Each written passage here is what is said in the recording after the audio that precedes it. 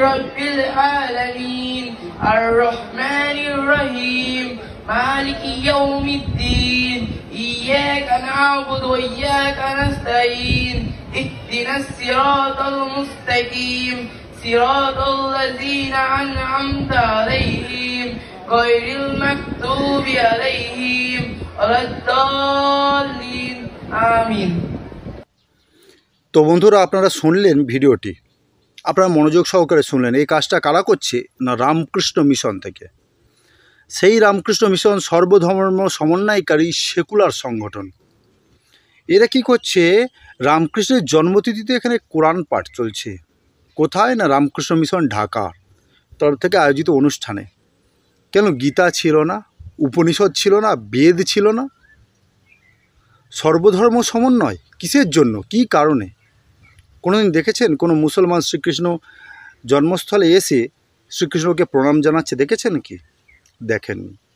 দেখুন, আমরা পার্সোনালি কথা বলতে হলে আমরা কোনো সম্প্রদায়ের বিরুদ্ধে না, কিন্তু আমি এখানে ইসলাম খ্রিস্টান কারোর বিরুদ্ধে কথা বলতে চাই না, দরকারও নেই আমার এখানে পার্সোনালি প্রশ্ন রামকৃষ্ণ মিশনের কাছে।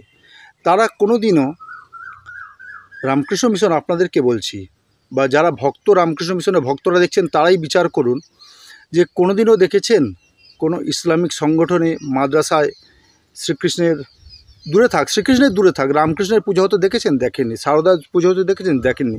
বিবেকানন্দের পুজো হতে দেখেছেন? দেখেননি। তাহলে আপনাদের স্টেজে দাঁড়িয়ে কেন কোরআন পাঠ শোনা হবে? কোরআন পাঠের আমি বিরুদ্ধ নই, যারা কোরআন পাঠী, যারা মুসলমান তারা কোরআন পাঠ করবেই। আপনাদের কি অধিকার আছে অপরের সম্প্রদায়ের গ্রন্থ নিয়ে ছিনিমিনি খেলার? আপনাদেরকে অধিকার দিয়েছে হিন্দু সেন্টিমেন্টকে নিয়ে ছিনিমিনি খেলার। আপনারা যেহেতু কোরআন পাঠ করবেন, করুন, কোনো যায় আসে না। দয়া করে বেদ, উপনিষদ, গীতা আপনাদের সংগঠন থেকে আউট করে দিন। কোনো ধরনের হিন্দু যত ধর্মীয় গ্রন্থ আছে, বৈদিক যত ধর্মীয় গ্রন্থ আছে, আপনাদের সংগঠন থেকে আপনারা আউট করে দিন, কোনো যায় আসে না। কারণ কি? কারণটা হলো বৈদিক ধর্মের ঈশ্বর আর কোরআনের আল্লাহর মধ্যে অনেক পার্থক্য রয়েছে, যেগুলো একের পর এক পয়েন্ট অফ ভিউ দিয়ে প্রমাণ করা যায়। আমি প্রমাণ করেও দেব। তারা তাদের আল্লাহর উপাসনা করে, সেটা তাদের ব্যক্তিগত ব্যাপার। কিন্তু আপনি একটা হিন্দু সংগঠনে আপনি কোরআন পাঠ করাচ্ছেন।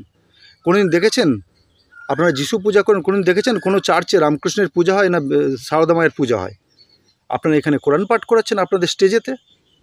এ সম্পূর্ণভাবে হিন্দুদেরকে নস্যাৎ করার একটা পরিকল্পনা চলছে সম্পূর্ণরূপে। এর বহু পূর্বে হয়ে আসছে, কিন্তু আজকে না। এই সর্বধর্ম সমন্বয় সেকুলার অন্য কোনো সম্প্রদায়ের লোকেরা করতে যত চুলকানি হলো এই কিছু গণ্ড মূর্খদের। সর্বধর্ম এক। আর ভাই, ধর্ম কাকে বলে? তাদের যে ইসলাম আছে, ইসলামে তারা দিন বলে। তারা নিজেরাই বলে অনেকে যে দিন আর ধর্ম এক নয়। আপনারা কোথা থেকে এসেছেন? আপনারা এক করছেন। বড় বড় মিশন হয়ে গেছেন। আপনাদের নামেও যদি রয়েছে মিশন, মিশন শব্দটা খ্রিস্টানদের, কোনো সনাতনীদের নয়। এবার যারা যারা রামকৃষ্ণ মিশনের ভক্ত তারাই বুঝুন রামকৃষ্ণ মিশন কী ধরনের ভেগ ধরে চলেছে। আমি এদিকে গলায় পইতে থাকবে আমার, এদিকে পূজা পাঠ করবো, সব করবো, ওদিকে আবার আজানের সুরও ভেসে আসবে। কি ধরনের সর্বধর্ম সমন্বয়? এটা সর্বধর্ম সমন্বয় না, এটা কিন্তু প্রহসন হচ্ছে অন্যান্য সম্প্রদায়ের সঙ্গে। যারা ইসলামিক কেউ যদি দেখেন তারাও জানবেন এগুলো হচ্ছে আপনাদের সঙ্গে প্রহসন হচ্ছে। এগুলো বাস্তবিক নয়, মন থেকে না, শুধুমাত্র লুভানোর জন্য এটা হচ্ছে।